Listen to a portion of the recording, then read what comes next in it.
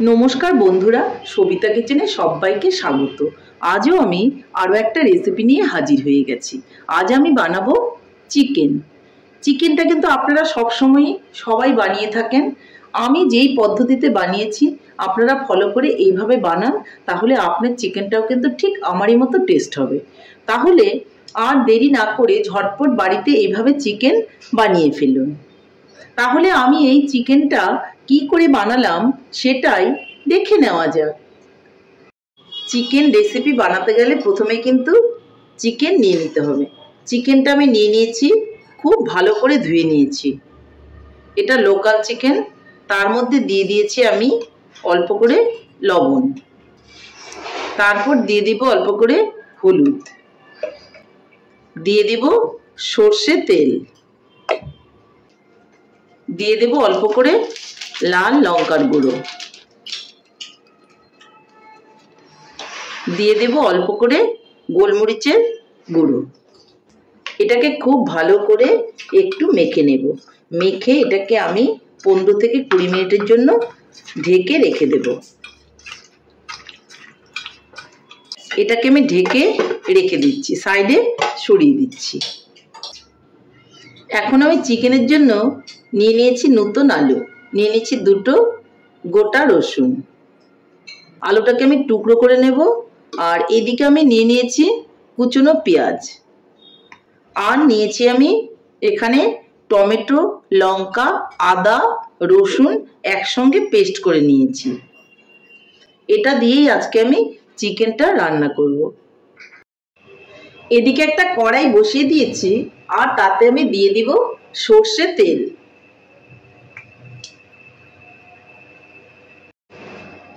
তেলটা গরম হয়ে গেছে, এর মধ্যে আমি আলুগুলোকে ভেজে নেব।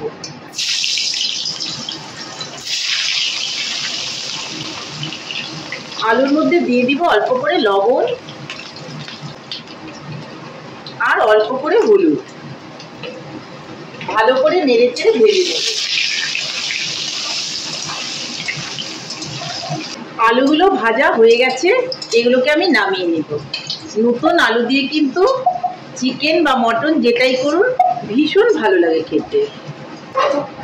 এই তেলের মধ্যেই আমি এখন দিয়ে দিব শুকনো লঙ্কা,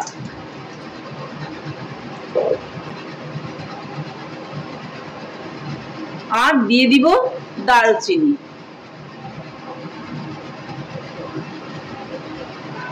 সুন্দর একটা গন্ধ বেরোলে আমি এর মধ্যে দিয়ে দিব পেঁয়াজ কুচি।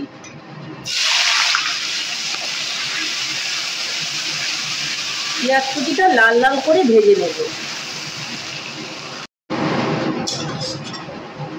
পেঁয়াজটা লাল লাল করে ভাজা হয়ে গেছে, এর মধ্যে এখন আমি দিয়ে দিব লবণ, আর দিয়ে দিব হলুদ। ভালো করে নেড়ে চেড়ে নেব।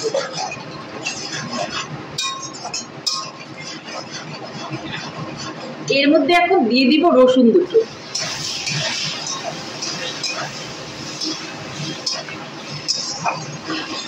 খুব ভালো করে আমি ভেজে নেব।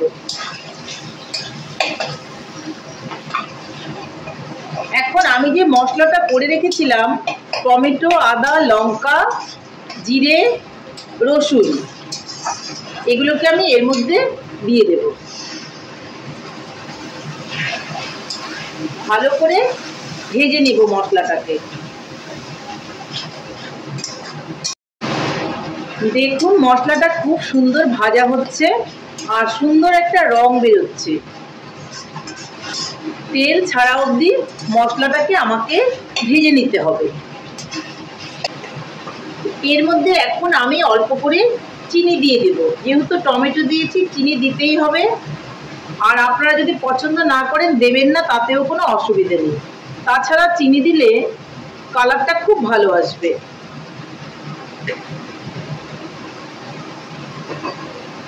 ভালো করে নেড়ে চেড়ে মিলিয়ে নেব। তাহলে এটা আমি কষিয়ে নিচ্ছি।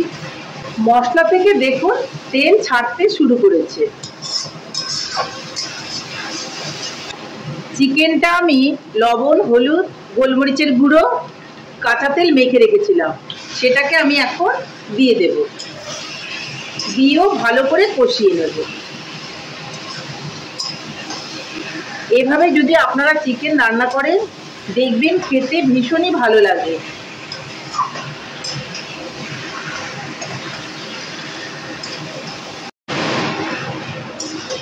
একটু নেড়ে চেড়ে আমি যে আলুগুলো ভেজে রেখেছিলাম সেই আলুগুলোকেও দিয়ে দেব।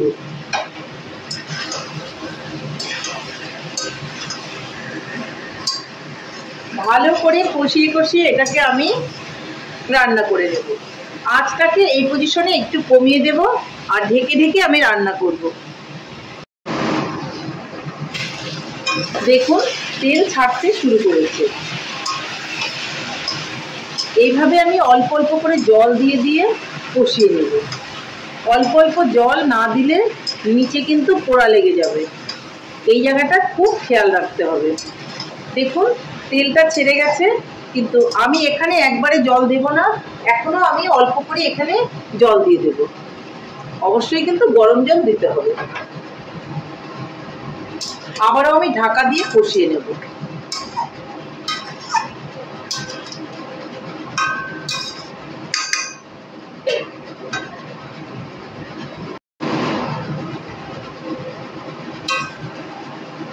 এইভাবেই কিন্তু আস্তে আস্তে করে এই চিকেনটা বানাতে হবে, তাহলে কিন্তু টেস্টটা ভীষণই ভালো হবে। দেখুন আরো এটা কষানো হবে।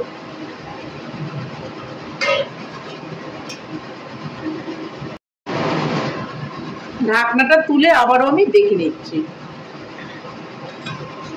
দেখুন চিকেন থেকে কিন্তু তেল ছেড়ে দিয়েছে খুব ভালো করে, তার মানে এটা কষানো হয়ে গেছে। আর কষাতে কষাতেই কিন্তু আপনার আলু আর মাংসগুলো সেদ্ধ হয়ে যাবে।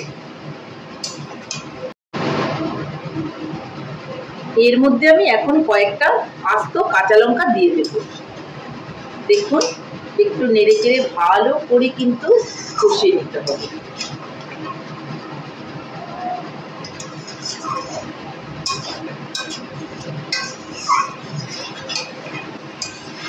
খুব সিম্পল ভাবে কিন্তু আমি চিকেনটা রান্না করেছি, শুধু কিছু কিছু জিনিস আমি একটু আলাদাভাবে ইউজ করেছি। যেমন জলটা ঠান্ডা দেওয়া যাবে না, গরম জলই কিন্তু আমাদের দিতে হবে। পেঁয়াজটা একসঙ্গে না দিয়ে একটু আলাদা করে লাল লাল করে ভেজে নিতে হবে, আর খুব ভালো করে কষিয়ে নিতে হবে, তাহলেই কিন্তু চিকেনটা দারুণ টেস্টি হবে। দেখুন কালারটা কত সুন্দর হয়েছে।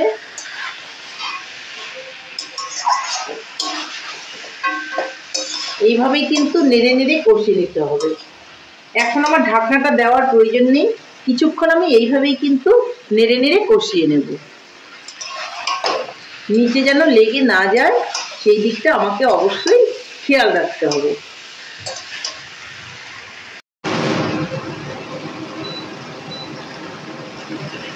দেখুন কষাতে কষাতে কিন্তু আলুগুলো আমার সেদ্ধ হয়ে গেছে। আমি একটা ভেঙে দেখাচ্ছি, এই দেখুন টুকরো হয়ে গেল। আর চিকেনটাও আমি একটু দেখিয়ে দিচ্ছি যে সেদ্ধ হয়েছে, যে এই দেখুন একদম টুকরো হয়ে যাচ্ছে। এই একদমই কিন্তু সেদ্ধ হয়ে গেছে। দেখুন আলাদা হয়ে গেল। তাহলে আর বেশি নাড়াচাড়া করার কোনোই দরকার নেই।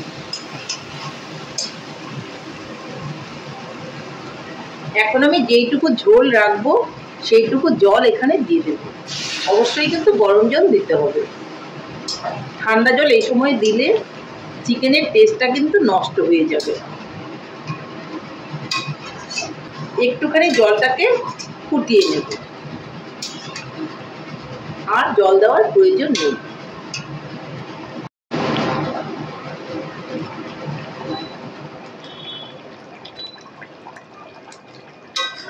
দেখুন আমার চিকেন কিন্তু ফাইনালি রেডি। এর থেকে বেশি আমি আর ঝোল রাখবো না। আমি এর মধ্যে আজকে কোনো রকম গরম মশলা ইউজ করব না। আমার চিকেনটা রেডি হয়ে গেছে। এখন আমি এর মধ্যে কিছু ধনেপাতা দিয়ে দেব। ধনেপাতাটা আমি উপর থেকে দিয়ে দিচ্ছি। আর উনানটাকে অফ করে ঢেকে রেখে দেব। উনানটাকে আমি অফ করে দিচ্ছি আর ঢাকা দিয়ে রেখে দিচ্ছি। ঢাকা উঠিয়ে আমি আপনাদেরকে দেখাচ্ছি। কিছুক্ষণ হয়ে গেছে, আমি ঢেকে রেখেছিলাম, ঢাকনাটা উঠিয়ে আপনাদেরকে দেখাচ্ছি। দেখুন আমার চিকেন কিন্তু ফাইনালি রেডি। এইভাবে আপনারা ধনেপাতা ছড়িয়ে চিকেনটা খাবেন, দেখবেন খেতে ভীষণই ভালো লাগবে। তাহলে বন্ধুরা আমার রেসিপিটা কেমন লেগেছে? আমার রেসিপিটা যদি আপনাদের ভালো লাগে তাহলে লাইক, শেয়ার, কমেন্ট করতে ভুলবেন না। আর আপনি যদি আমার চ্যানেলের নতুন বন্ধু হয়ে থাকেন তাহলে চ্যানেলটা সাবস্ক্রাইব করার অনুরোধ রইল। পাশে থাকা বেল আইকনটি প্রেস করে রাখুন আমার নিত্য নতুন রেসিপির আপডেট পেতে। তাহলে আর দেরি কেন, ঝটপট এভাবে চিকেন রান্না করুন আর সবাই মিলে খান, দেখবেন ভীষণই ভালো লাগবে। নমস্কার, ভালো থাকবেন, সুস্থ থাকবেন, আবার দেখা হবে আরও একটি রেসিপির সঙ্গে।